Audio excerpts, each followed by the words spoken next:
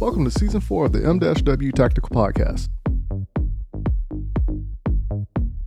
Sit back and enjoy the conversations of Rockstar Burst and myself, Michael Woodland, as we discuss the sport of shooting, goals, training, community matters, and everyday life. You are listening to the M-W Tactical Podcast. All right, good people, we're back at it again, and thank you for joining us for another installation of the M-W Tactical Podcast. This week's show is brought to you in part by JM4 Tactical. JM4 Tactical is a sponsor of the show and me as a competition shooter as well, and a provider for you and all of your holster needs. So if you head on over to jm4tactical.com and check out all they have to offer far as getting a holster that you can use for your EDC, whether it be inside the waistband or outside the waistband. They have all the options you need when it comes to a holster. Now, on another note with JM4 Tactical, they got a podcast out as well. So head on over to jm4tactical.com and check out their podcast. And I'm pretty sure you can find it on YouTube also. And guess who was their first guest speaker on the podcast? You guessed it, yours truly. So go check it out and leave a comment and tell me what you thought about it, as well as let them know. So this week's sponsor is JM4 Tactical. As always, I want to say thanks to everyone who listens to the show. So that is very much appreciative. Now, if you will, please leave your comments in the description section and tell us what you think about the show and topics you want us to talk about, or just your comments. And you can either leave them in the description on the YouTube channel, or give us an email or shoot us an email at info@m-wtactical.com. And I'm just curious to hear this so I can bounce it off with Rockstar and see what we can come up with next for the good people. Also, remember, if you're listening to us on Spotify has it where you can watch the M-W Tactical Podcast just like you would on YouTube. So check out that feature on Spotify if you haven't already. But if you're driving in your vehicles, hey, that's even better.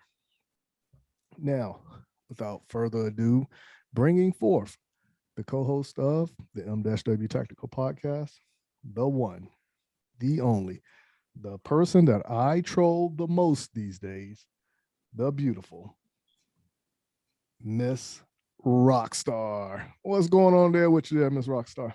Oh, just surviving whatever new chapter of the world we're living through these days.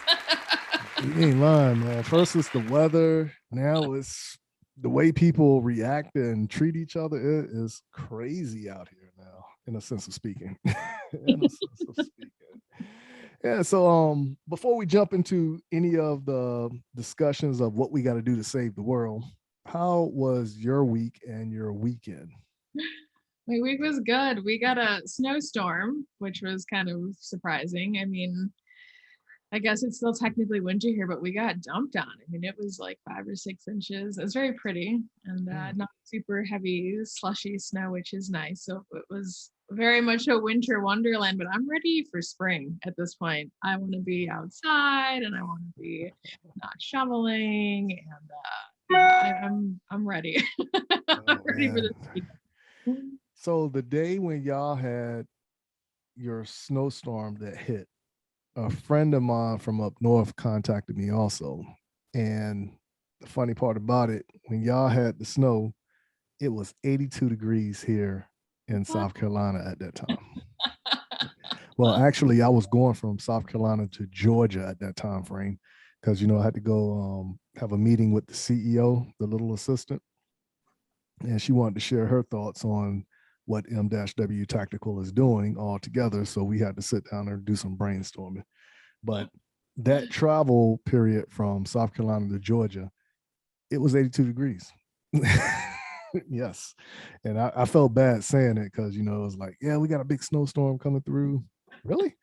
As I'm driving, I'm like looking up at the sky like, It's like a whole 82 degrees out here right now. It is beautiful. so so Well, that's next I have to plan my escape when I hey, like I said, hey, you're more than welcome to come down here and hang out in South Carolina and Georgia. You know more than enough people in the area. It's true. I You know what I'm know saying? down in Georgia these days. It's crazy. Yeah. So even when you look at it, Kevin and Ken, they're 3 hours from me. Okay. Um, Tactical Santa, Yep. he's about an hour and a half from me, going the opposite direction. you know. I don't know if you know Gil or not. Go. I think Yeah. Pete's by you too, isn't he?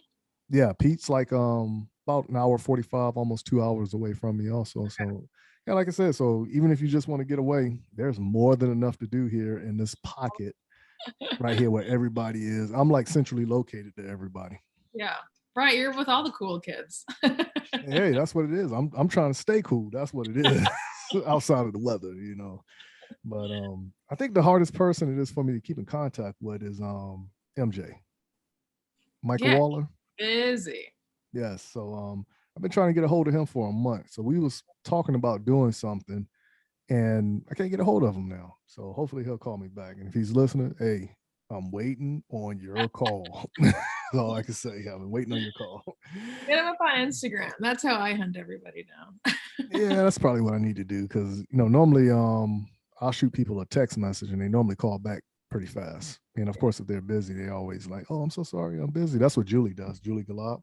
Yeah. Like she'll actually like you'll send her a message. She'll hit you back like about a week or so later. Sorry, I've been busy. Like yeah, I got you. I got you. Yeah. So but outside of that though, like I said, my week has been very good, very entertaining. And then like I said, I decided to take a couple days to go to Georgia to hang out with the CEO, the little assistant, and just talk and brainstorm with her. Nice. Yeah, so she's actually looking forward, and she had to reserve her little spot to come back on the podcast. So I was like, okay, yeah, we got you. And she said, no, I want it on this date. And I was like, okay, we can do that too. So demanding to be so young. You know how they go. She knows what she wants. Yeah, that's pretty much it. That's what you can't fault her. You can't fault her. So but outside of that, actually next week we can actually talk about you dressing up the AR-15 that we talked about a few weeks ago. Yeah. Yeah, so I think we need to get a progress report on that. Then on top of that, I do want to talk about this week matters going on around the world. But even though we know Russia took action against Ukraine for whatever their reasons are, I want to hit it from a different perspective that we talked about on social media. So everybody in the 2A community, they posted about it, but I want to actually talk about it and then bleed it into what took place with us as a country between World War II and the Vietnam War era, right? And then I think it'd be pretty educational to talk about that aspect of it, But let's jump into a quick commercial break, and then when we come back, we'll go ahead and we'll hit that up, and then also we're gonna have a conversation with Sergeant Gomez today, also, right? And then later on in the podcast, we're gonna have a conversation with another competition shooter named Doug Lawson, and hear what he has going on and the challenges that he's faced with when it comes to competition shooting. So, if everybody will, go and adjust the volume on your headsets. If you're at home, go ahead, get into the recliner, lay the chair back. If you're in your vehicle, go and turn the radio up a little bit, hit the cruise control, roll the window down if it's warm enough. And here are a few words from our sponsors. Are you in the market to purchase your first or next firearm, but find the atmosphere of a gun store intimidating, crowded, or uninviting? There's a way for you to purchase the gun you want while avoiding the crowds, the gruff salesmen, and the marked up prices that come with a brick and mortar gun store. The process is called a transfer, where the purchase is made at an online store and sent to a federally licensed middleman called an FFL, who processes the paperwork and background check for a firearm purchase. CAE Transfers is the FFL with the lowest transfer cost in the Midlands at only $20 or $15 with the presentation of a South Carolina concealed weapons permit and $10 for repeat customers. If you live in Columbia, South Carolina or its surrounding areas, choose CAE Transfers as your FFL during checkout and let me help you complete your online gun purchase. You can find and follow CAE Transfers online at Facebook, Twitter, and Instagram using @CAE Transfers. Thank you for your business, and I look forward to seeing you soon. Mental health and guns. At Walk the Talk America, we are working with both the mental health community and the gun industry. Created by a gun industry veteran, Walk the Talk America seeks to raise awareness and create change through suicide prevention and firearm safety without legislation. We strive to eliminate the prejudice that firearms and mental health face. For more information and to support Walk the Talk America, please visit walkthetalkamerica.org. Hey everyone, John from Outdoor Dynamics here. We're a remanufacturer of ammunition based in Kannapolis, North Carolina. We make everything from 9mm 115 grain to specialized 40 Smith & Wesson. So if you have anything from an open gun to just a standard Glock 19, feel free to reach out to us at outdoordynamics.net, or we're on Instagram and Facebook with outdoor.dynamics. And we're always here for you. Happy to answer any questions you have. All right, good people. We're back at it again, and thank you for listening to that commercial break. Now, like always, please pay the sponsors a visit and let them know that you heard about them through the M-W Tactical Podcast. Now, to let y'all know, if I don't say that last little portion, Rockstar actually gigs me the gummies, so I can't have a bag of gummies if I don't say that after every commercial break. So that's what she does, and I'm a sugar addict. I can't help it. I can't. An intervention for those gummies. Hey, everybody tries to do that, but I'm like, have you ever seen a black guy turn green? When I said, everybody, what? That's pretty much what happens. But but if you can actually get the German gummies, hey, that's even better. Right now, okay, I deal with the cheap gummies, like you get at Circle K. If there's a Circle K or a 7-Eleven in your area, the store brand gummies, that's what I go with. So. The off-brand. Yes. But let's go ahead and dive into this quick discussion break before we go ahead and reach out to Sergeant Gomez and talk to him for a little bit. Now, we are already aware that Russia has declared war on the Ukraine. And everybody has their opinions about it, of what should take place, who should do what, et cetera, et cetera. One thing I found fascinating about the whole talking point, especially when you see what's going on in our nation today, and then let's back it up a couple years ago, what was going on in Venezuela a couple years ago. All right. So in Venezuela, what the government actually did was convince the people they didn't need firearms, that the government would protect the people. Then you fast forward to like last year before last, when the government turned on the people and there was no food. And the people was trying to fight the government to just survive. Now, that's within itself, not another country attacking them. The Ukraine government, what they did was they decided to give firearms to military-aged men, meaning if they declared someone to be 15, 16 years old, you're old enough to fight in the war. Come on over here. We're going to teach you how to use this firearm. Now, what's your take on that aspect of what's taking place in that country? Well, I think that's why the Second Amendment is so important, right? Because in theory, you don't know when an attack is going to happen. And we're obviously fortunate to live in the US, where we have a way different constitution than most of the world. And we also have an extremely powerful military. So the odds of us getting attacked is probably lesser than some of these other, not that Ukraine's not Ukraine's still a big country, but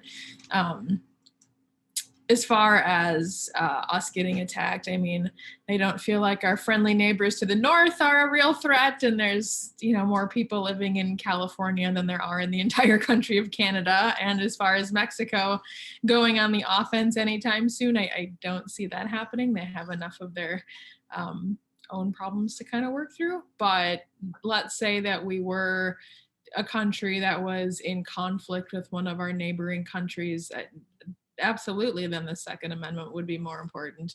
Currently, I think that we have the Second Amendment in place mainly to stop our own government from becoming tyrannical against us. I don't think that the state should have a monopoly on violence. And if you get rid of the Second Amendment, that's what happens. The state ends up being all the ones with the guns, all the ones with the weapons, all the ones with the power. So to me, firearms have always been sort of this great equalizer. Obviously, we don't have tanks and missiles and things like, well, some people do, but by and large, the average civilian does not have that. But if if the government does decide to turn against its people at some point, I think a lot of Americans would put up a pretty good fight. And there's a lot of lawful, law-abiding citizens who stand for this country and for the Constitution that, we have that option because we do have the Second Amendment. We are able to arm ourselves. There was a tweet by Thomas Massey, who's one of the U.S. representatives from Kentucky. And he's basically just said, a well-regulated militia being necessary, as like, he basically just quoted the Second Amendment. And then at the very end, he wrote, do you appreciate it now? And I think that's definitely sort of this takeaway. When you're seeing another country under attack, you start to realize why owning a firearm is so important. And just like even having to rely on the government for that, that's not the best. It's not efficient. And nothing about the government is fast. Go stand in line at the DMV. You'll be there all day. Like nothing about how the government operates is quick or smooth or easy. So to sort of have this, again, waiting on the government to take care of me, why can't I just take care of myself? Why can't I just be armed from the get-go? So if an invasion does attack, I'm not waiting on Uncle Sam to knock on my door to hand me my rifle. Like I don't want to think about that. So yeah, that's kind of my take on it. I think that's why we do have the Second Amendment, and that's why it is so important. And that's, we have the right to defend our life, liberty, and property. So it's too bad that more countries don't have that. I think the Second Amendment, it protects us against us, not against other people. Now, when something happens here on American soil, now you're going to see the people blend together to end whatever assault took place, So I don't think the Second Amendment is in place to constitute us to fight off whoever. Now, I do believe the Second Amendment blends in with my next talking point on what took place between World War II and the Vietnam War. And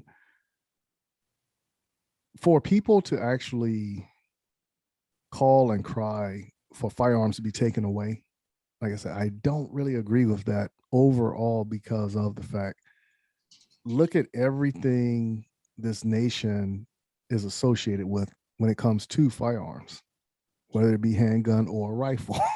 Like, just think about it. So back in the early days of the country, that was your survival means for food and clothing, of course.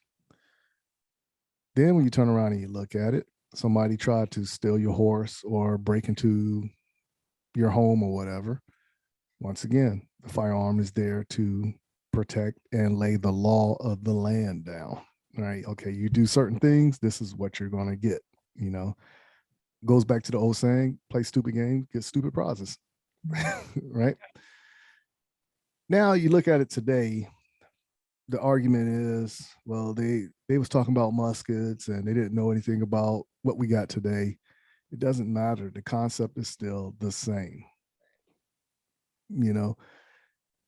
because cars wasn't talked about back then, but people still use vehicles to do what crimes, killings, and everything else associated with it. But we're taking the firearm and making it a person. And that's the part I don't really understand, Right. you know? So let's just happen to say they took away everybody's firearms. And then an attack happened on American soil. Now you got these ammo depots all around, or weapon depots, however you want to look at it. Hey, come over here and get your firearm and defend our nation. But let's just happen to say it was 50 years from the time firearms was taken away. And that next generation, they don't know nothing about shooting a firearm. Now, let's just say that's the case in Ukraine right now.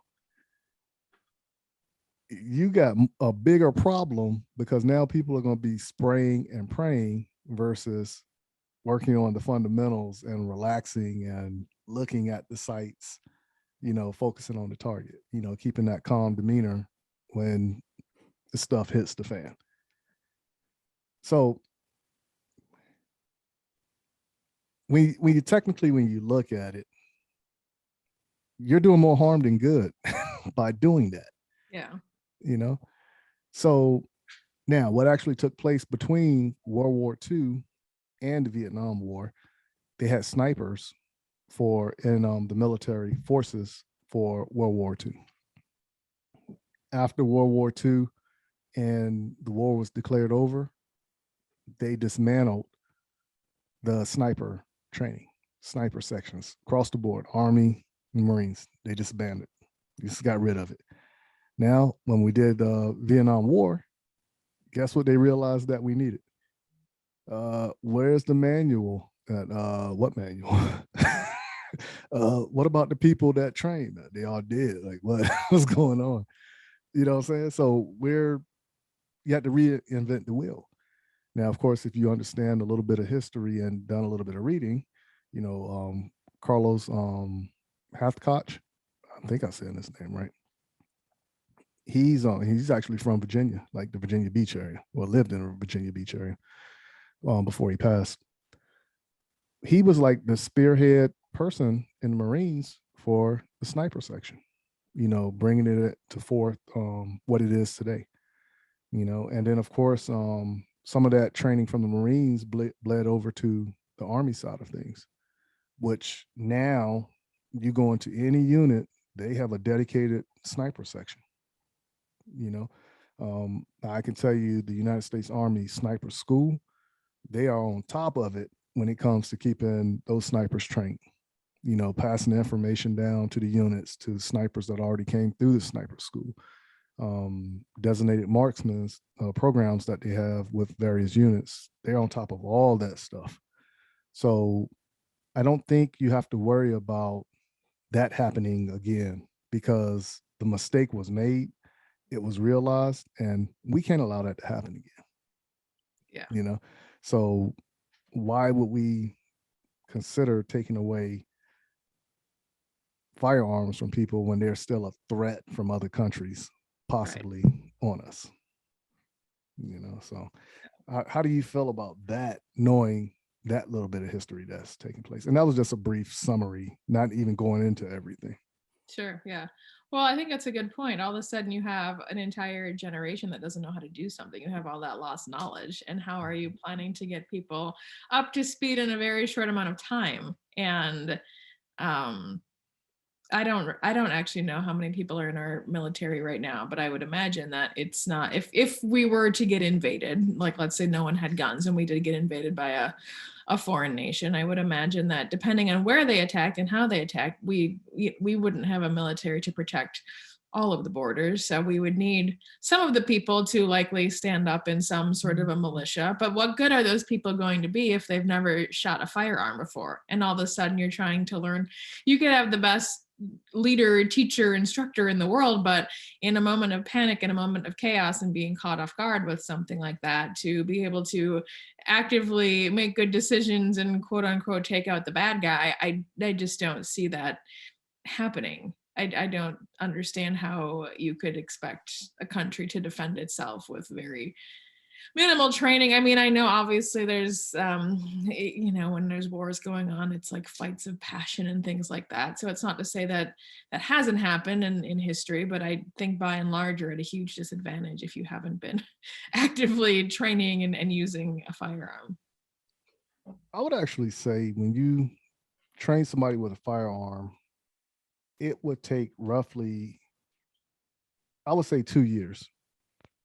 2 years in total to get everything situated to the point, whereas you should be like very fluent with the firearm under pressure, not just fluent with it through dry fire, but about 2 years before it hits the norm and it's like a regular for you.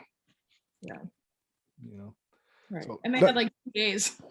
yes. Yeah. So you got to be well more than careful when you turn around and you look at it from the standpoint of just doing it and just throwing a firearm in somebody's hand, because the person that spray and pray, man, you might damage your own equipment and your own personnel.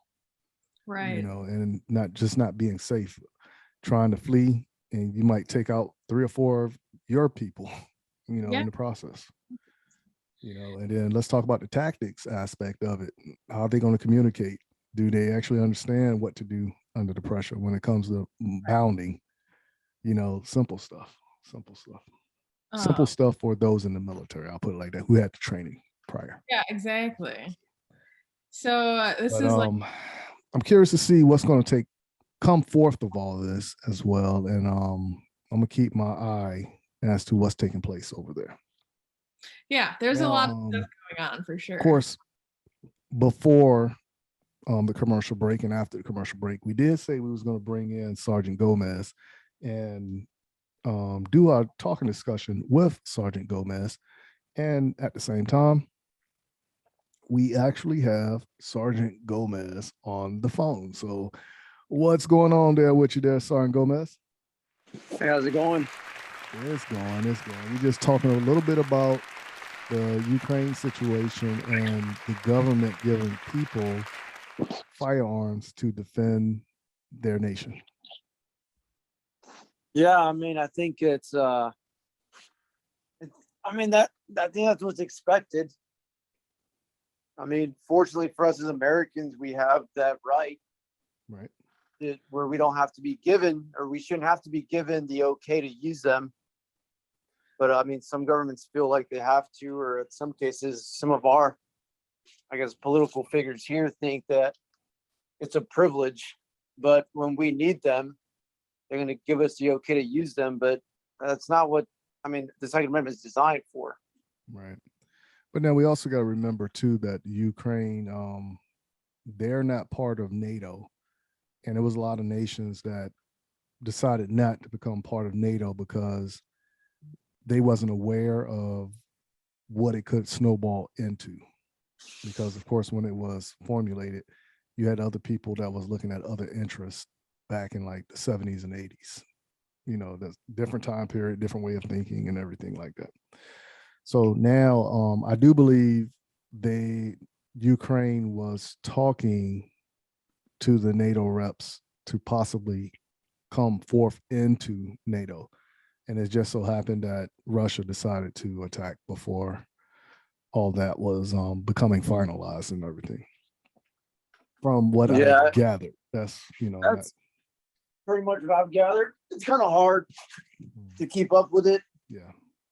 Because we know there's so much stuff that goes on behind the scenes and then under the table. It's just a matter of timing, and we're just lucky enough to live in a world where we're getting play by play, pretty much. Yeah. Well, if not, we'd be waiting through the newspapers or waiting for the news, and we'd be days behind. Even even now trying to watch the news and you're trying to keep up with what's going on, but I'm getting more information through social media, whether it's propaganda or it's real or not, I don't know. But I mean, that goes for everything else too. So just take it as a grain of salt and hope for the best. Yeah, I mean, that's pretty much what we can do. But now, what talking points do you bring to the table today? Because you got Rockstar on the line with us also, and I think she was more excited to talk to you about see what you're gonna throw at her today. All right, so let's see. If you had three in order of precedence or in order of importance, if you had to make three types of changes to your handgun, what would they be? Oh man, that's a good question. So yeah, just you can only make three modifications in the order that they are important to you, and I guess what would matter and translate into accuracy and everything you want that gun to do, what would they be? I would probably have a red dot. I would add that. That would be number one. And then I would add a flashlight. That would be number two. And then I might swap out the trigger. That would probably be my third modification. And then but then for a bonus that doesn't have anything to do with practicality, I would just get it Cerakoted in a cool color. Like that. Okay, yeah. All right, let's see here. Three modifications I would do. And we're talking a brand new firearm, so like a box chain firearm, correct? Yeah, I mean, if you just got something like, I don't know, a Glock 19 or Okay. H&K, a VP9 or something, Okay. stocked. Yeah. So first thing I would change would be the sights, because I like my front sight to be fiber optic and I like my rear sights to be blacked out. And a lot of firearms, like for instance, Glock, they have the U-shaped window on the back and it's outlined with the white ink. And a lot of other firearms have the dots on the back. So when you're looking at it, you got two dots on the back, one dot in the front. And then if you do it properly, you got three dots lined across the rear. I believe it takes too much time to process all that information, because when you're looking at the dots, that's what your mind is telling you, line the dots up, instead of, okay, this is an acceptable sight picture, and that's why I like the fiber optics and up front with it blacked out in the rear. Now, I know a lot of people probably beat me up and say, well, what about night sights? Well, I'm a firm believer in, if you train and whatever happens at night, if I can turn to that sound, you know what I'm saying? Because I can't see through the nights unless I got nods on. But if I can see an image or whatever, or at least hear the sound, just like Kevin Costner did on The Bodyguard. Remember when he closed his eyes and in the snow, he turned to it? Okay. He relied on his training, pretty much the same thing. So, but I'm not a big fan of putting night sights on my firearm. The second modification I will make will be the grip, because I got big hands and I would like the firearm to sit comfortably in my hand. Now, I do believe that there are a lot of great companies out there that actually make this option presentable for us guys and females who have big hands. Smith & Wesson is a big component of it, because you get like 4 different straps when you get a brand new firearm. Glock, they give you some as well. Walther, they give you some as well. I'm not certain about HK or SIG because I don't own one of those firearms. Yeah, H&K gives you a couple back plates and side plates, and it's like 32 different configurations. Okay. And Yeah. at some point, you just got to find one that works for you. For the moment, I guess you can always change it, and I mean, like everything else, you can bevel out the mag well or add that adapt to the magazine well, but Yeah, the options are endless. Correct. Now, what I did when I was overseas, Iraq and Afghanistan, I took some tape, and we call it 100-mile-an-hour tape in the military. And that's nothing more than that big green roll of tape you see, the ugly green that everybody walks around with.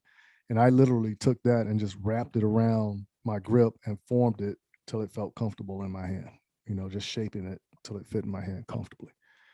Because the grip that was on that firearm was very thin, and it just didn't sit right in my hand, so I went ahead and taped it up, made it big enough whereas it felt comfortable in my hand. The third modification I would do is extended magazines.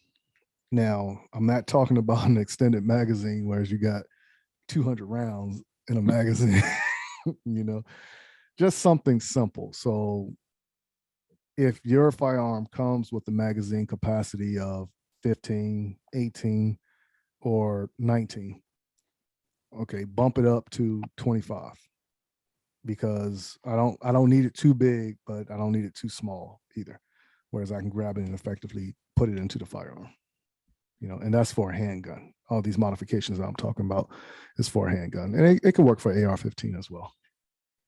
And these are modifications for your competition guns, or something you'd carry, or like home defense? Yeah, I'm not even talking competition right now. I was thinking of it along the lines of like EDC, or somebody broke into the house. What would I want on that firearm if something happened when stuff hits the fan? Now, if you're talking about modifying a competition gun, now that's a whole different rabbit hole, and I really got to think about that one, because everything is so important. But what is more important when it comes to gaming it for points? But if my life is on the line, yeah, I'll go with those three: the sights, the grip, and then extended magazines. Okay, yeah, I mean, it's pretty, I guess, simple. And as far as price, it won't break the bank, right? Like, those are three pretty manageable improvements to a gun. Yeah, and if you ever look at what's going on in the 2A industry, there's just like in fashion, okay, everybody thinks these pair of shoes are hot, so you have a lot of people who will go and buy those pair of shoes. Or these pants, they're supposed to be the hotness, and you'll see everybody rocking those pair of pants. It's the same thing in the firearm industry. For instance, if you remember a couple years ago, let's just say maybe 5 or 6 years ago, the double undercut under the trigger guard. Remember how everybody was wanting to get that double undercut because that's when somebody was truly complaining about Glock knuckle, and fighting that. Yeah. And they were trying to get a higher grip, right? Like trying to get higher on the pistol grip. Correct. Because of course we want that firearm as tight and compact in our hands so we can control that recoil that much more better. Now, fast forward a couple years from that moment, you remember and the person that I remember clearly doing this more than anybody was Chris Costa, where they was chopping down a lot of the grips on firearms, like just taking off a little bit of it. And for whatever reason, I was like, I don't see a reason to do that, because I want more on it. So even if I do have a bad grip, I can still rebound from it. And that was just like a little fad of a time period that was going on. And it's the same thing. A couple years ago was flashlight on firearms. All right. Now this company has the hottest holster for your firearm. This person right here is supposed to be the hottest trainer on the market. So, so it's the same thing, that takes place as far as fashion and everything else in your everyday life. Yeah. And I guess it also whose hands it falls in. Like, if you got some tier 1 operator guy, hey, I like this, it's going to sell just by word of mouth and through social media. Correct. Yeah, and it's crazy because the people make a killing from just working out of their garage. But Yes. unless you're like whatever you're pushing out, your product isn't being landed in the right hands, you're not going to go too far. Well, think about that time period when we was over in Afghanistan together. And you remember when everybody was watching that Magpul DVDs and they was Yeah, going to the those are, range and like, they was the trying to coolest things replicate since. all that stuff. Yeah, And I kept telling everybody, hey, don't try to be like those guys because those conditions are not the conditions we're dealing with over here. Do what works for you and whatever your training level is at. So if you can shoot off 3 rounds in a fast succession, shots on target and bound to the next position, cool, so be it. But if you can't do that, okay, you might need 2 rounds and then let your battle buddy bound up and then they cover you and you come up, you know, something simple like that. But yeah, and like the theatrics of it, like yes, I remember specifically there was a point, it was cool because we were all privates, we'd never seen something like that. Mhm. And his DVDs had just been handed around. And there's a point where like you had to reload and there's like this over exaggerated cant of the weapon where the magazine flings out. It's like when you're looking at that for the first time, like, oh, okay, that makes sense. But when you think about it, it's like, is that real? Like, it doesn't work because the momentum you're spending trying to eject that mag with the spin of the weapon, you could be pulling the other magazine out and already feeding into the gun. correct. So Yep. yeah, I mean, it's easy to get caught up in the theatrics because it looks cool, but once you break it down, Yeah, you wasted or you so try to much apply time. it, yeah, once you try to apply it, it doesn't work. You should see Rockstar on the range when she's holding the firearm and everything. She kind of looked over like, am I doing this right? Hey, do you? Just do you? Like, don't worry about what nobody else thinks. As long as you're safe, let it rip. Yeah, she was over there having a grand old time that day. Like after she got like the first 5 shots off, she didn't care what nobody was thinking or saying. Like, I'm just doing me. Get it. Yeah. You have any other questions for San Gomez?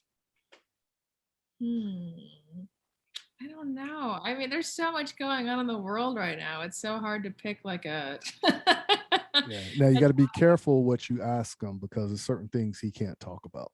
That is true. You That know what I'm is. saying? So you got to be wary about that. So you just got to kind of dance around the fence if it's something real world situation going on. August, what is your everyday carry? Right now, I've been stuck on my H&K VP9. Nice. It's a full size stock. I haven't done anything to it other than put a TLR Streamlight. And I was carrying 2 mags, but I think I got a new holster from this guy down the street. He was making them out of his garage. And I got 1 magazine with 17 rounds.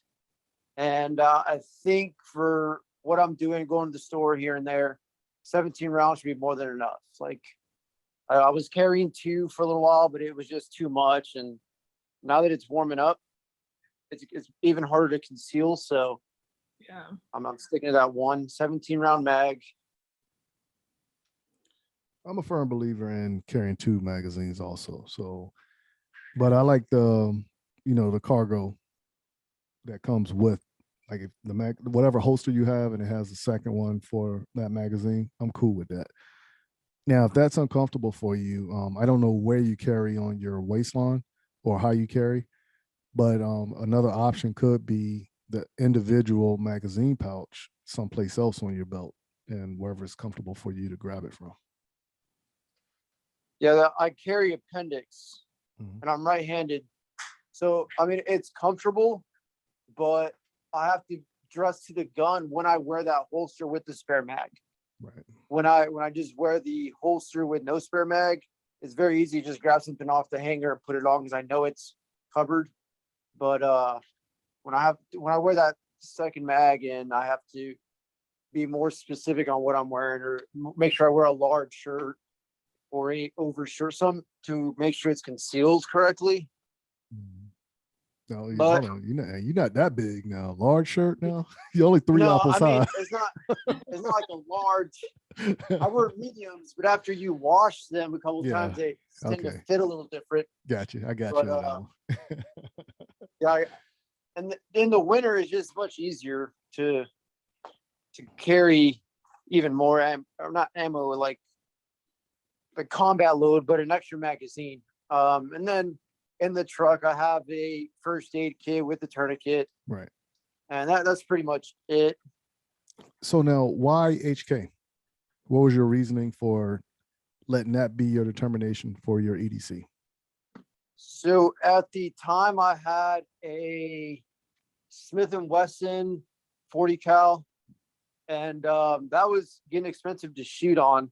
Mhm. So I was like, okay, I'm gonna go back to 9mm, and they just came out. When I got it, it seemed like they just came out, and they had this gray, like this. I don't even know what they call it, but it's gray, and I like the color. I went to the store. I Talking about held the it a couple SDV, times. the SDV What? series. No, it's just a VP9. Oh no, I thought you was talking about the Smith and Wesson. I'm sorry. No, the Smith and Wesson was a, let me see. You said that was a 40. Yeah, you said that was a 40. Yeah. Yeah, it was a compact or subcompact 40.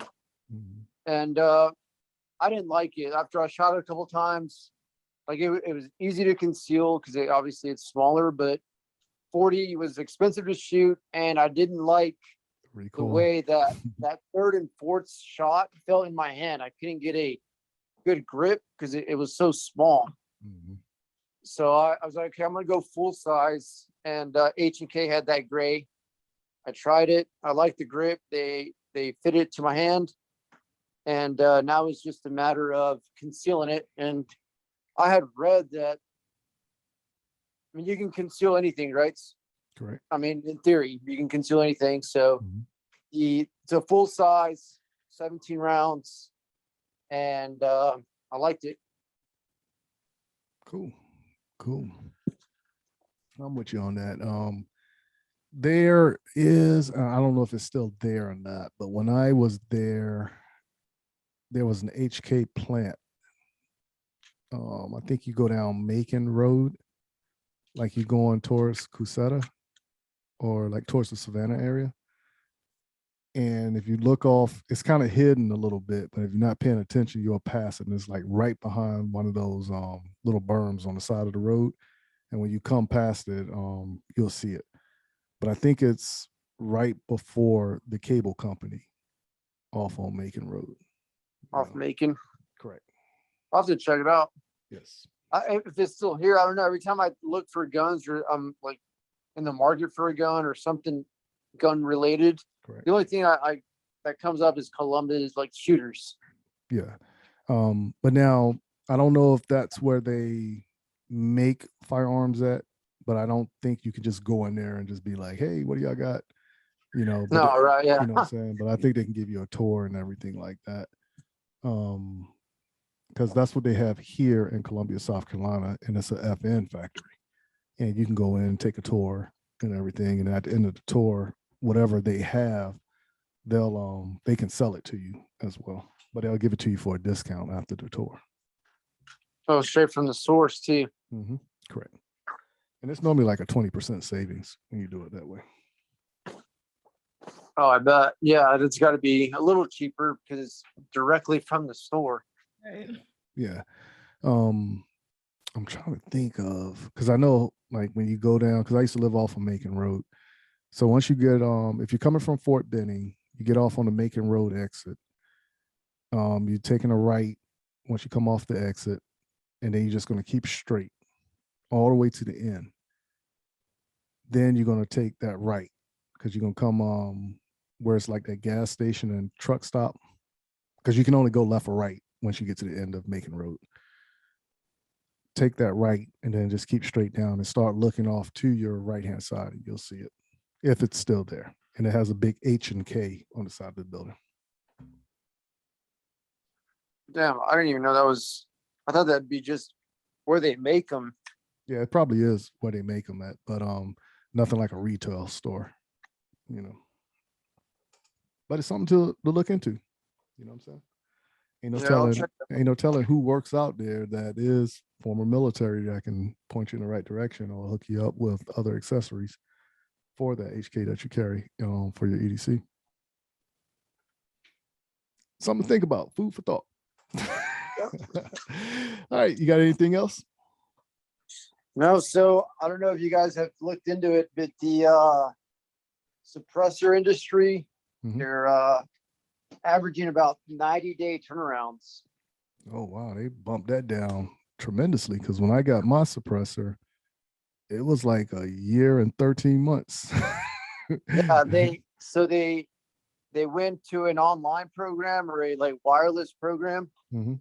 and there for a while they didn't have the people to manage that. And now that it's been like a year, people are trained up on the systems.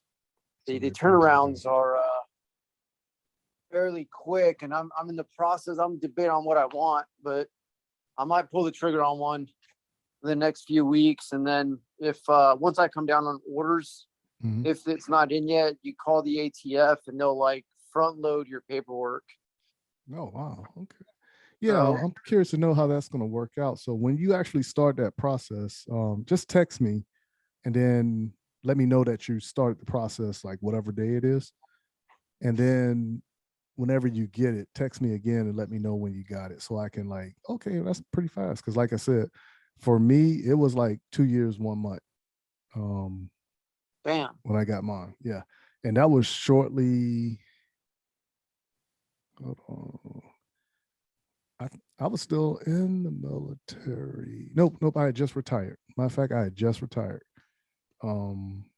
Because I did the paperwork in January, February time period, and I didn't get it until December at that 2 year, 1 month point.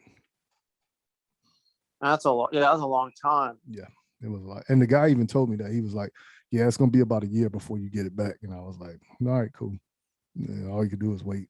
But I never did understood why it took so long. But yeah, I'm curious to see that turnaround. Yeah, like the shooters here in town, it's just a kiosk. Mm-hmm. Yeah, I seen And it. Like you see them here, like Palmetto State Armory also. Like, do they do that at y'all gun store up there, Rockstar?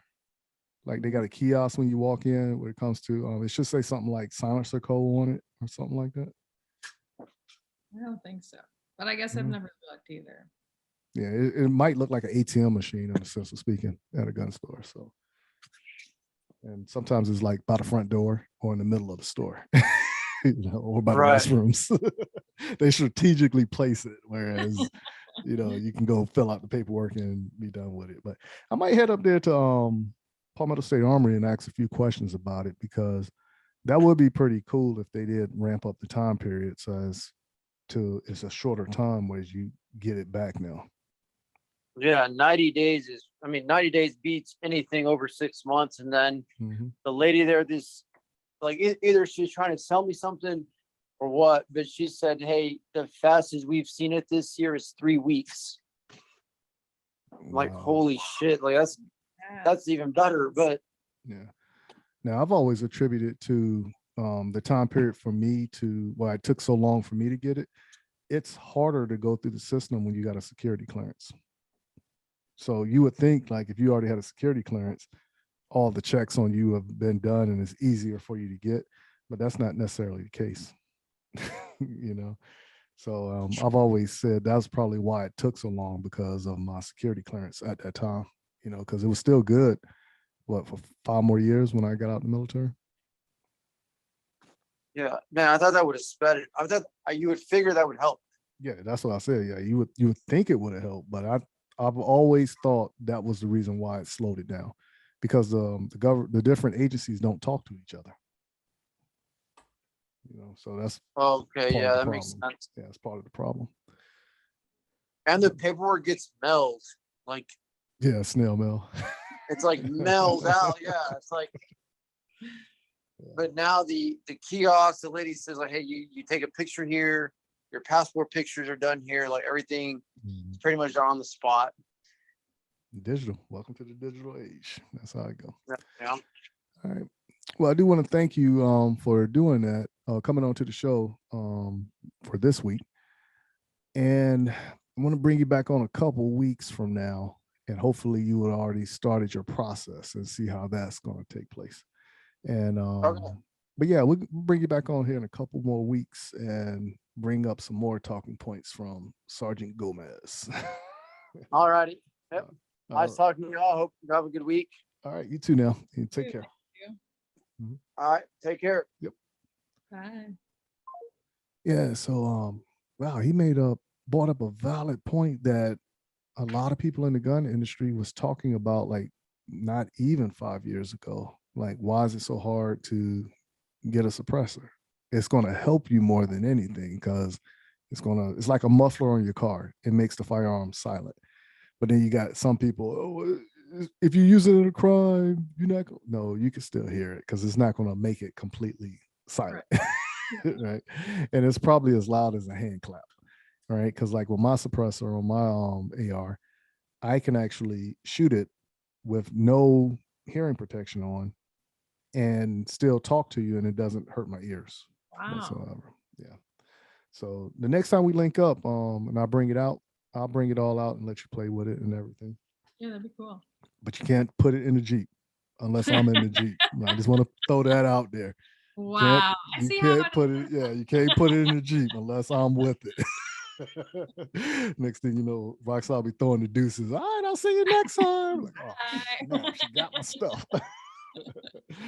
Yeah. So, but yeah, let's go ahead and head into another commercial break. And the next segment, we're going to have a conversation with another competition shooter who I've shot with at a few matches here locally, and his name is Doug Lawson. And I'm curious to hear some of the challenges that he has to deal with as far as him shooting for the Rudy project that he signed with, and other challenges he have as far as work, family, and trying to make various matches. So, and the biggest thing with shooting is getting ranked in shooting.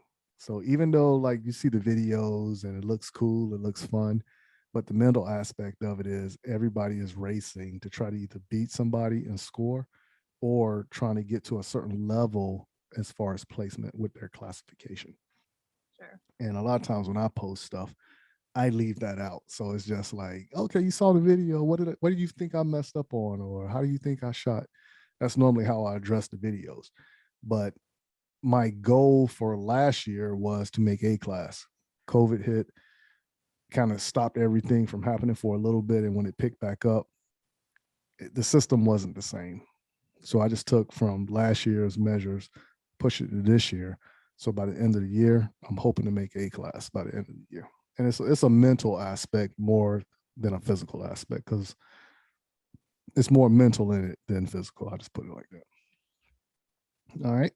So yeah, let's go ahead and let's do that. Let's jump into a quick commercial break. So if everybody will, please take the time to go refresh your drinks, utilize the restroom if you need to, get back in that chair, throw them headphones back on, and here are a few words from our sponsors.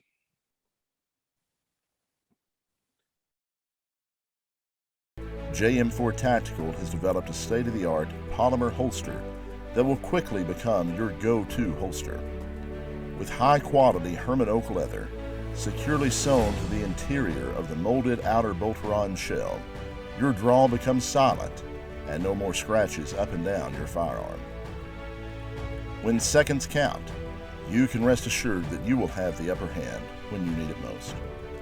Whether you carry open or concealed, the Relic holster is available in 4 different models, fitting over hundreds of different style guns.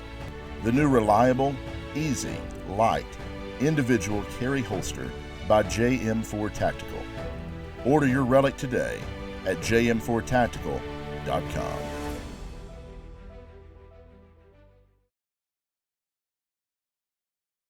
Hey, this is Brian Conley at Hunters HD Gold. If you've never tried Hunters HD Gold, then I challenge you to find me at a match next year. Go to the website under scheduled events, find out where I'm going to be. Come meet me in person and demo a pair for yourself.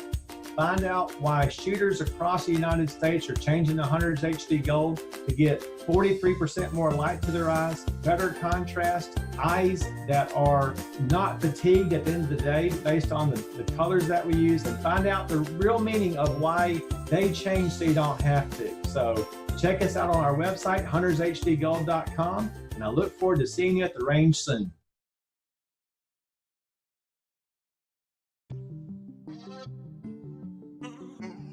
What's up, good people? Thank you for taking the time and listening to the M-W Tactical Podcast. Please go visit the M-W Tactical store at www.m-wtactical.com/store and help support our efforts by purchasing a shirt or two. If you haven't done so, go follow us on Instagram and Facebook by searching for M-W Tactical. All right, good people, we're back at it again, and thank you for sitting through that commercial break that we had. And as we said before the break, that we was going to have a conversation with someone who shoots in the South Carolina area. Now, the person I'm bringing on today is someone who enjoys shooting just as much as me, but at the same time, I think he is having a little bit more challenges than I am, because I just play with guns all day. He has other responsibilities that he has to deal with all day also. So we're just going to go ahead and bring in one of my friends, Doug Lawson, and hear what he has to go through when it goes to shooting compared to what I have to go through. So without further ado, bringing forth a fellow competition shooter, Doug Lawson. What's going on there with you, Doug? What's going on, man? Doing all right? Yeah, for the most part. You know how it goes. Another day in paradise, another conversation. Let's have fun with it. Oh, yeah. Yeah, that's it right there. So starting from the top, can you tell the good people who is Doug Lawson and what drives Doug Lawson? Who am I? Well, been in South Carolina all my life. Married to my lovely wife, have one daughter, and worked 2 jobs. You know, it's been shooting for about 6 years now. So I used to be big in the cars. I was a big car hobbyist, and which I still got my baby, still got my Mustang. It just don't run anymore. But that's what happens when you get kids and other hobbies take over. Other things take back seats. So I just a normal everyday guy. So I got you on that. So now we know that you were, I'm gonna call you a gearhead, because that's what we call the people that tinker with cars when we was growing up, gearheads. And how did you find your passion, or how did you get pushed into firearms? Let's put it like that. I got pushed in basically via Outdoor Channel's Shooting USA show. Mm-hmm. I started watching that back in like 2011, 2012, and I was like, that looks like fun. I think I can do it. Let's go try it. And ever since then, I've just been passionate about firearms ever since. Okay, so just like everything else, everybody who gets behind a firearm, the power, the controlling the power, and then the adrenaline rush you get with maneuvering with the firearm pretty much took its control over you as well, like everybody else. Oh yeah, definitely. Yeah. It's kind of funny, little side story. When my wife and I went to get our CWPs, I was actually took the only gun I had at the time, which is a full-size Para 1911. Now, this is back in 2013. Didn't really know a whole lot about guns and was still getting used to it, but I always liked that design. And, you know, back then I was like 45, stopping power, you know, that's the ticket. And I'll never forget, I was at the class and the instructor was like, "Are you going to carry that?" I'm like, "Oh no, I'm just shooting this for to get qualified. I'm going to get something this caliber smaller." And lo and behold, my gun actually jammed on me during the class for the qualification. And he actually handed me his Wilson Combat 1911 and said, "Here, shoot this one to finish your qualification." So I was like, okay. And once I held that gun with the trigger job and all that done to it, I said, wow, I really like this. I got to get more into more in the firearm stuff. And my wife still brags on today that she beat me by 5 points because she says she's the better shot. But we all know that it's the gun's fault. That's why she beat me. Well, the way I got introduced to competition shooting was I was going through a Homeland Security course when I was in the military. And the instructor was using competition shooting as a fulcrum to say, hey, you're not as good as you think you are. We get out there, and there was a lady on the squad that we was shooting with, and she was like 55 years old and blew us all out the water. And I'm sitting there, me and my buddy, we walked in like, okay, yeah, Iraq, Afghanistan, we did this real life. This ain't nothing. That lady blew us out the water. And ever since then, I was like, nope, I got to push forward with it. So it's just one of those type of things, man. In my personal opinion, I've always said this, and I stand behind this 100% of the time. Whatever it comes to it, women shoot better than men. That's what I honestly think. Yeah, I mean, I think so. I got to get her back up to the range and get her back handling a gun, because I think it goes with today's thing. Ladies who have CWPs, they don't really want to carry, because I think they're worried about the kid grabbing the gun maybe Right. in their purse or maybe on their body by accident. And so that was my wife's deal. She was so scared, I think, that she didn't want to carry because she was afraid of the little one getting the gun. And so I just finally told her, I was like, hey, the way things are going, I really want you to start carrying again, because she hasn't carried for over a year. And so she's finally carrying again. And we've actually talked, even though my daughter's 3, we've actually talked with her and said, hey, do not touch these. These are mommy and daddy's.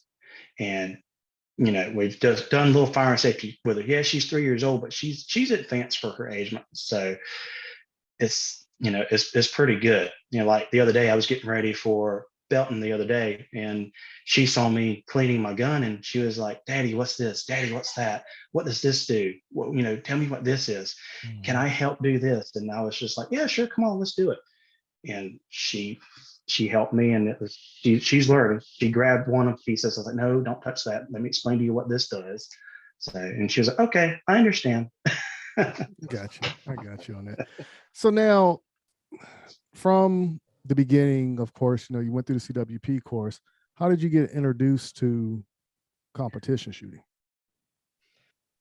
Well, like I said, that started with me watching it on TV with Shooting So USA. Yeah. so Shooting USA actually had an episode that talked about competition shooting. Yep. Oh, okay. I misunderstood that. My bad. Yeah. I saw that, and then I went on. I went through USPSA.org, and when we moved from Greenville to where we are now in Spartanburg and out in Woodruff, I was looking for a place to go shoot, and I was like, okay, before I go, I really need to go see if this really is for me. I need to go, go watch a match or two and make sure it's for me. And that's what I tell any and all new shooters that want to get in the competition. I was like, you need to go to a match. You need to watch at least a few. That way you can say, hey, this is for me, or no, I don't think this is a good idea, because I don't want people to spend tons of money on a firearm and all the equipment, and they go shoot one match and they're like, no, I'm done, and they just, not really throwing money away, but if you're not going to use the gear, then you kind of do throw it away. That's So I went to Spartanburg, saw a few matches, actually met some friends of mine that are real good friends of mine now, and that's how I got hooked. So I think it was about a month after going to my first match, I'd saved up some money, and I said, I'm going to shoot single stack. That's what I want to do. I'm a 1911 guy, so that's what I'm going to shoot. So I went and bought a Springfield range officer operator in 45.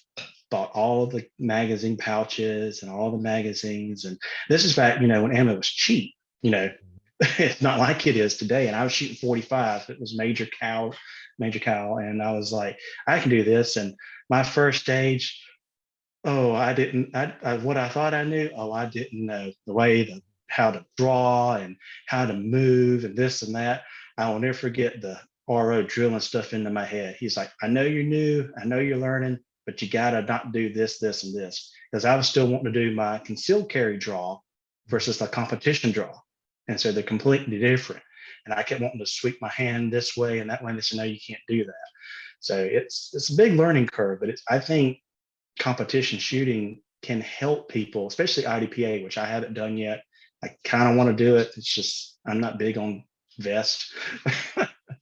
So, but I think competition shooting can help people get better in their shooting.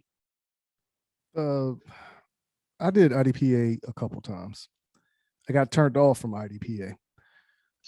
But when I was doing IDPA, I didn't have a vest. I was just using my shirt, you know, and pretty much it was just concealed carry, you know, did everything from the concealed standpoint of it. But they changed it up a little bit since when I first started doing IDPA, but I just never went back because I just had a bad taste in my mouth with the people who was running the IDPA side of things where I was stationed at that time. And but I kept saying I was going to go back and try it again. I just never did, you know, because of course coming across USPSA is, to me, is a lot more fun, you know, from a different standpoint. Now, I'm taking it, you shoot single stack, right? Isn't that what you just said? Yeah, I do. Go ahead. Go ahead. Oh, no, I thought you was going to finish it up. Okay. So we discovered that you shot single stack. Do you ever plan on diving into any other divisions within USPSA? Yeah, I actually started with single stack, and I was like, okay, I don't really like all this reloading, and 45's a lot. So let's look at the other divisions, because there's so many divisions in USPSA. And this was before carry optics even existed, and it hadn't really got new yet. And so I went to limited, and I bought a SIG 320 X5, the all black one with the pretty stainless barrel. I don't know why SIG stopped making that gun that way. I think it was the best design on that gun besides the Legion that's out now. And so I started shooting limited, and I did well in limited. Then carry optics just exploded out of nowhere. So I was like, yeah, let's throw a dot on the gun. Let's see if I can do this. And I shot carry optics for 2 seasons. And when I went back to shoot it the following year, I couldn't find the dot anymore. I don't know if it's just my eyes or what, my eyes just didn't want to find the dot. No matter what I did, no matter how I trained, I just couldn't get it. So I said, okay, carry optics is for me. And limited minors, it's fun, but you can't really compete with all these major guys. So I sold that setup, and I said, I want to go back to shoot 1911, but I don't want to shoot major. So let's shoot minor and just still have some fun. But in time before I did that, I shot a little production with a Walther Q5 SF, great gun. And I shot production for a while. And then I said, I just really need to get back into single stack. That's what I loved shooting. That's where I need to be. And so I'm running a SIG Max Michelle 1911 and 9mm. And it's just a basic gun. I've added I had my gunsmith at Upstate Armory Group do a trigger job on it. I did a full length guide rod spring with on it. And I had the Shooter's Innovation, what they call it? A bottom feeders for the ice mag well, and it's that gun has just run so good. I've never had an issue out of that gun.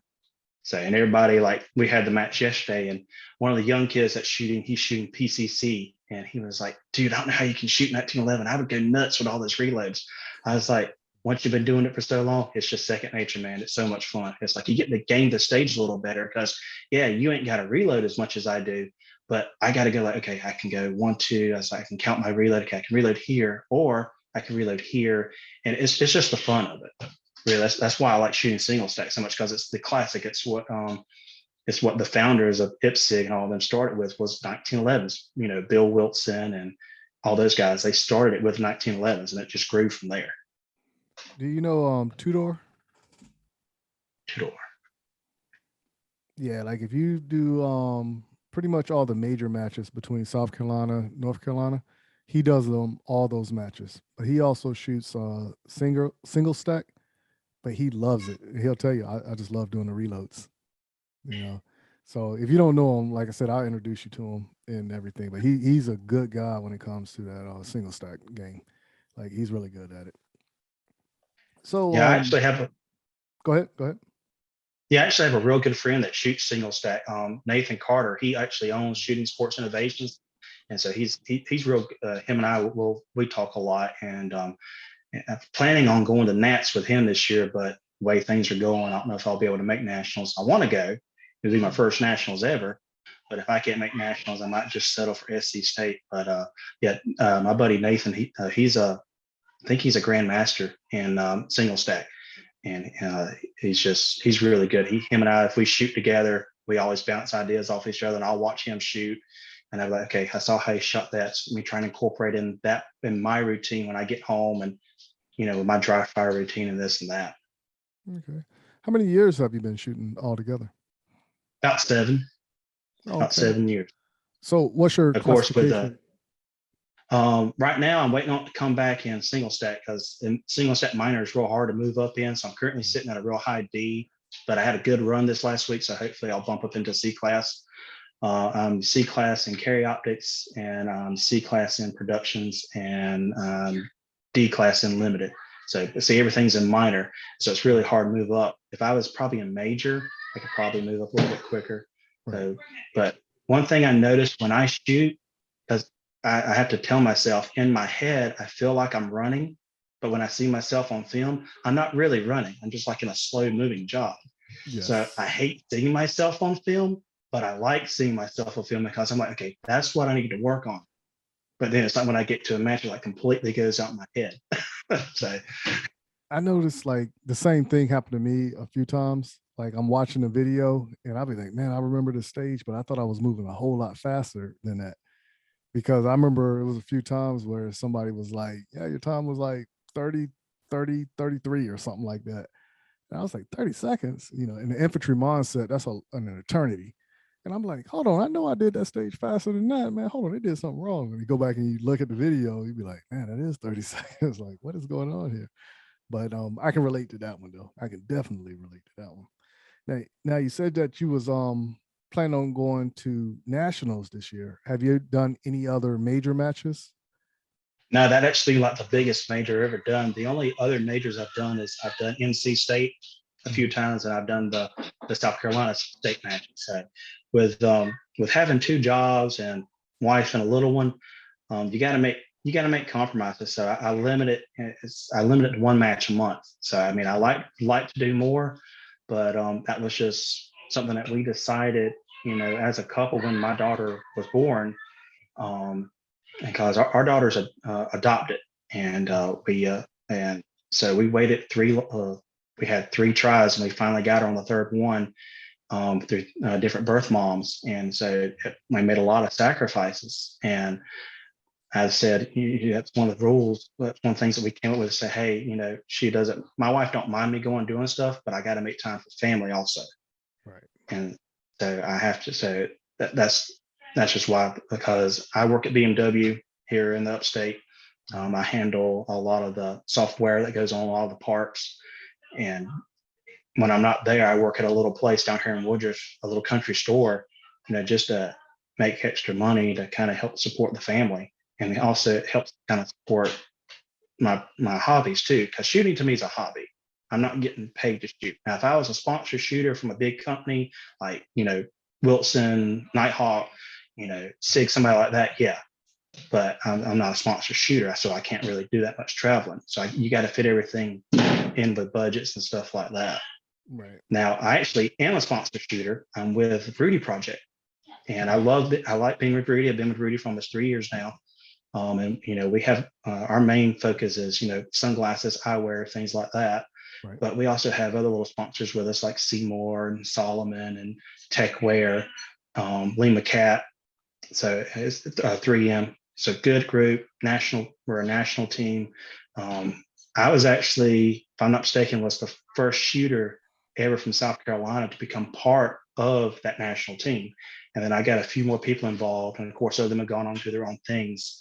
So, but I really like being a part of Rudy. They're a good group of people. So that's awesome though. So you still have involvements with the Rudy Project, or correct or not? Yeah. I do. Mm-hmm. All right, cool. That's cool. So now, what advice would you give someone who is new coming into USPSA? Advice. Well, first, I'd say, and I tell people this all the time, especially on Facebook, when we, some of the pages that I'm on, and sometimes, people like, I got a guy at work, I actually got him involved, in long range precision shooting. And he just bought him he's had about 6 months. He's got him a Ruger Precision in 6.5. I told him, I said, dude, that gun's pretty good out of the box. You might want to tweak it a little here or there. I said, this is a pretty good gun. And he's done told me how much he spent on that gun. I was like, dude, well, I didn't tell you to go all out. But he wants to get into precision shooting. And I said, that's fun. That's its own game. I don't think I could do that. Maybe later on down the line when I get a little older, but I just don't do that. But for new shooters that are coming in, first thing I tell them to do is go to a match, watch a match, and hang out, talk to people. People, USPSA is super friendly. It's kind of like the car community that I used to be in, and I'm still big guys with all my car buddies. But we've all gotten married and all have kids now, so we've all moved on to different things. But the sport is super friendly to people. You can come in and say, hey, I'm thinking about maybe shooting. What do you recommend? And you give them ideas, but you don't want to say, hey, you need to do carry out. Hey, you need to do limit. You need to pick what works for you. I mean, there's limited, there's limited 10, there's revolver, single stack, open gun. If people really want to go crazy with money, carry optics. There's so many divisions within USPSA. And so I just tell them, come to a match, hang out, see which one works for you, and then go home and do more research and then start figuring, okay, this is my budget. This is what I can afford to shoot. Okay, this is where I need to go. And then once you get all set up, come to a match. And when you say, hey, I'm a new shooter, and normally match directors will put new shooters with good squads that people that have been shooting a long time to say, hey, this is a new shooter. He really wants to learn, or she really wants to learn, help them out. And that's what we do. We take our time with them. We don't get mad at them. We make sure they don't break the rules, 180 especially, or, I always have control of the gun, this and that. But that's just a few of the points I recommend to people. No, I got you on that. So now, what are your goals moving forward when it comes to shooting, regardless of what discipline it is? I want to get faster. I actually talked to my buddy Tyler Manhasser, who's a master, and I think he's a grandmaster. Turbo and a lot of the sport. Yeah, turbo, yeah, flex. turbo, yeah. Yeah, I just First time I had a conversation with him a couple weeks ago, and it was a very good conversation. I actually want to go ahead and link up with him and pick his brain a little bit more as well. Oh yeah, yeah. He's a cool guy. He moved here from California, and I got to talking to him right before he moved, and we became real good friends. And he was telling me yesterday, he said, hey, tweak this a little, or it's like, hey, just move a little faster. And he even texted me yesterday, said, hey man, good runs day. I was like, yeah. I was like, I know they were good, but I feel like I could go faster. He's like, you'll get there. He's like, you just need to come to one of my classes. I was like, do I get that friend discount? He kind of laughed. Yeah, that's how it goes right there. So now the next set of questions I want to ask you, I call it quick fire. All right. Okay. So I'm gonna ask you a question. You set the criteria for whatever it is. So if I happen to say, let's just happen to say a bag of German gummy bears. You pick the criteria of, okay, am I eating it at daytime, nighttime, before dinner, after dinner, lunch? Whatever your criteria is, you just make the determination. All right. All right, so here we go. First question, loyalty or respect? Ooh, can it be both? I mean, loyalty is good, but if you can't respect the person or respect what you're doing, I mean, it's just, that's kind of a hard one to really answer. I mean, I want people to show me respect as much as I show them respect. I mean, you're gonna get out what you put in to anything. So you're saying respect? Yeah, respect. Yeah. Okay. Full size or compact? Compact. Okay. One in the chamber or not? One in the chamber. You would be stupid not. Iron sights or red dot? I like irons. I'm an irons guy. Smith and Wesson or Glock? Smith and Wesson.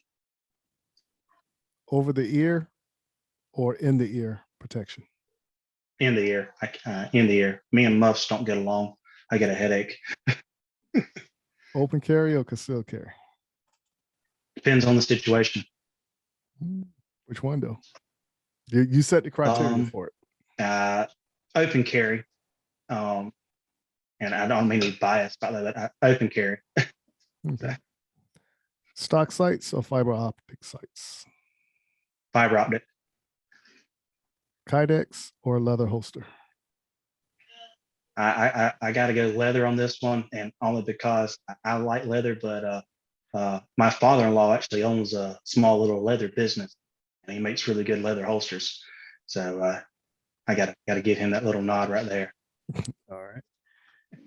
Safety or no safety? Safety. Just because I'm a 1911 guy, that's what I'm used to using. Speed or accuracy? Accurate. Speed comes later. You said accuracy come later? Yeah. No, accuracy, because speed comes later. Okay, there you go. You could be the fastest guy on the range, but if your hits aren't that good, what's the point? Okay. All right. Last question. Jesse Harrison or Julie Gallup? Oh, you're gonna be fixing those two? Man. Threw you on the spot there, didn't I? Yeah. Well, I have to go to Julie. I've met Julie. I got to meet her at NRA 2017, and she was just so welcoming, fun to be around. So I have to go to Julie. So. Okay. All right. So that's pretty much it. That's all the questions we have for you. And but if everybody wants to contact you and talk to you about shooting or see your videos or anything of the such, how can the good people find you on your social media? You can just find me on Facebook. You might have a hard time finding me, just the way things are set up with the adoption profile. But you look me up at Douglas Lawson on Facebook, and you'll just see my backside with the Rudy Project jersey on, shooting the 1911. Or you can probably catch it on Instagram. It's a little bit easier. It's at Snowman03GT, all lowercase. Again, it's just a picture of me shooting. I was shooting my Legion back then, and that picture, I need to update that picture. That's an old picture on there. Yeah, I'm with you. That's where they can find me. So. Okay, that's it right there. So once again, I do want to thank you for coming on to the M-W Tactical Podcast. And anytime you want to come on and just have a conversation, just let me know. We'll bring you back on. Oh yeah, definitely. We can talk about we get more involved in the sport and some maybe training and stuff. Oh yeah. That'd be good. Oh yeah, we could definitely do that. But for everybody else, once again, thank you for listening to the M-W Tactical Podcast. And just remember that every Tuesday, a new episode is released. At the same time, head on over to our social media and look for us on YouTube, Facebook, Instagram, TikTok, Pinterest. Just do a search for @M_W Tactical and go ahead and like everything we do. Subscribe. Look at the videos that we put up. Give comments, whether you like them or don't like them. Just tell us what you think. So, as we always say, until next time, keep shooting, keep practicing, and have fun. Y'all take care now.